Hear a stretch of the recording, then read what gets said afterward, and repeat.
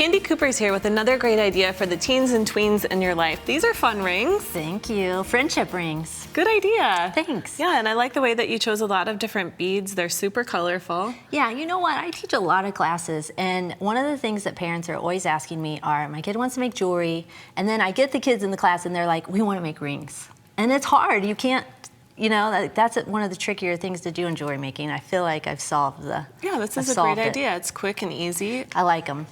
Okay, so we're using a special tool that coils wire for the back of the ring. I'm just going to grab one so I can show you. I'm going to grab a couple actually. So we're going to make a coil first. And to do that, we're going to use, you can use any kind of wire. I've got some twist, I've got thick 18 gauge or 20 gauge. I found I made the most with 20 gauge, so that's what I'm using here. So the first thing you're going to do is kind of anchor it on the tool. And then you're just going to kind of push the end of the tool in and just start winding. And by working in close proximity here, you can see I'm getting a really nice tight coil. You could also, you know, straighten your wire first, but who has time for that? It works fine.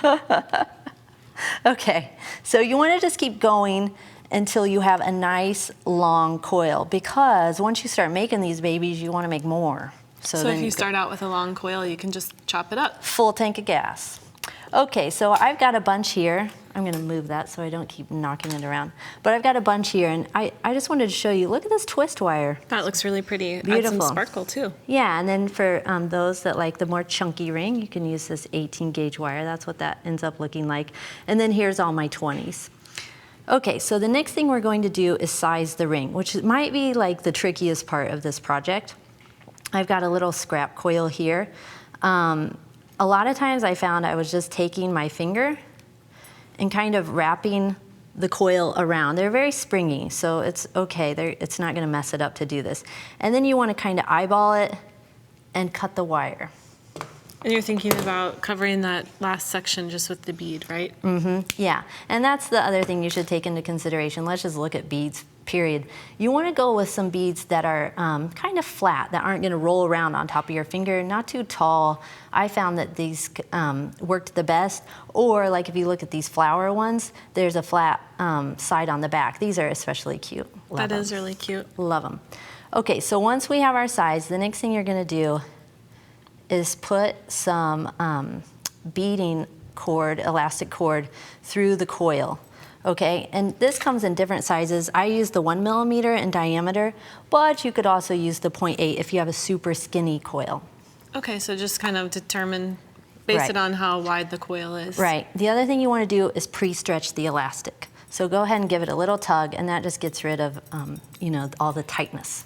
Okay. Okay, so then when you're looking at your bead, you kind of want to hold this up, you know, kind of look over the whole size. You can also, if you want to get really fancy, use a ring mandrel, which you would need to know the size of your finger. All the sizes are on the side.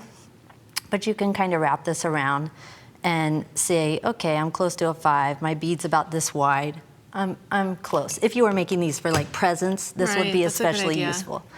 So then the other thing you'll need are these spacer beads. I find that these just fill up any extra space. Like if you cut your coil too short, no problem, just stack up some some extra spacer beads. Plus they add a little bit more sparkle and give it more texture on the sides there too. Don't you know? Looks good. Thank you. Okay, more is more in my world, Katie. Me too.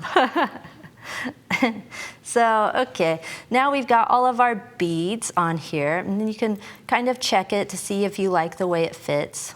Let me move this around. And I know it looks kind of scary, like how is this ever going to be a ring? But once you tie the knot, tie the knot. Married to it? Okay. Anyway, you're in good shape. So I've got one ready here that I know is perfect, so I'm going to finish it off. You're just going to tie your knot a couple times. You can do a surgeon's knot, but I find the good old-fashioned overhand knot works for me. And I like to tie it next to the coil because the knot will kind of sit down, kind of nestle down into the coil. You want to give it a couple good tugs. See how that's coming together? Stretch it a little bit, make sure it's all locked in there. And then you're going to use your precision tip glue and just touch on it a little bit. Just a little, okay. Yeah, I have a terrible time getting the lids on those glues, so I'm just gonna say, put a little glue, a little nail polish will also work. Let it dry, and then you're going to trim your ends of the cord. All right. Like so. Super cute, look at this. Looks like those adult coloring books, I feel like. It really know, does. so It cute. is super cute and really fast. Fun for adults too, I guess. That's right. You could make these all day long. And now That's what right. about if you want to make one for your guy? Okay, so this is just the plain band. And what you're going to do on that is you definitely need something round, like a dowel rod or the ring mandrel or whatever. But you are going to actually, this time, I like to go ahead and pre-string the elastic.